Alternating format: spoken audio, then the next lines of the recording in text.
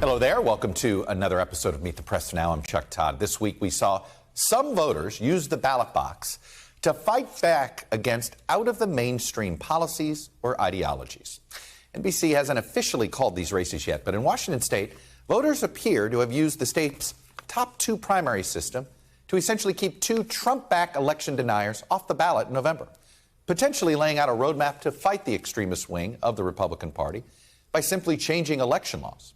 In Kansas, voters defeated a ballot initiative that would have rolled back the state's constitutional protections on abortion, potentially laying out a roadmap for abortion rights activists to fight back against what they call extremist decisions by the courts in ways that are sort of jerry-rigged in our politics.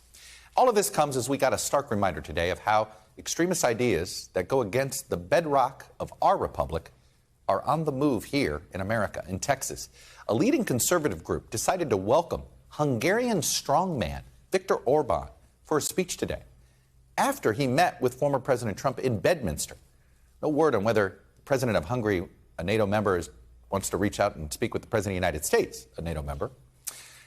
It's the same Viktor Orban who recently said that Europe did not want to become peoples of mixed race, a speech that was condemned by one of his own advisors as an embrace of Nazi ideology.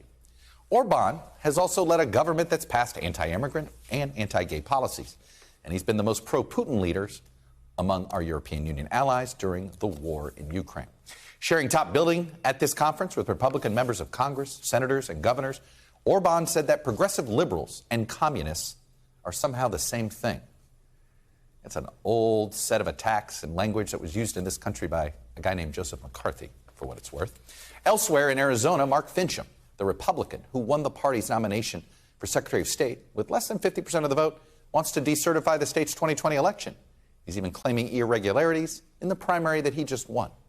And likely Republican gubernatorial nominee in Arizona, Kari Lake, currently leading in a race that is officially too close to call, is also claiming irregularities, but is yet to offer any proof of her charge. She's also called on her Democratic opponent, who is the state's current Secretary of State, Katie Hobbs, to be sent to jail for overseeing the 2020 election. Lake could advance to the general election also without winning a majority of her primary vote. But that's the way our system works in first past the post primaries and all of this stuff. Yet, as we mentioned, that it's not how they do things in Washington state, where the state's top two primary system appears poised to brush back some of the more fringy elements of the conservative movement. Incumbent Republicans Dan Newhouse and Jamie Herrera Butler both backed Trump's impeachment, and they are both on the verge of advancing to their general elections. Their Trump-backed challengers, they're not going to make it. It now seems clear that the best way for a moderate to survive in today's Republican Party is not to have to run in a traditional Republican small turnout primary. Thanks for watching our YouTube channel. Follow today's top stories and breaking news by downloading the NBC News app.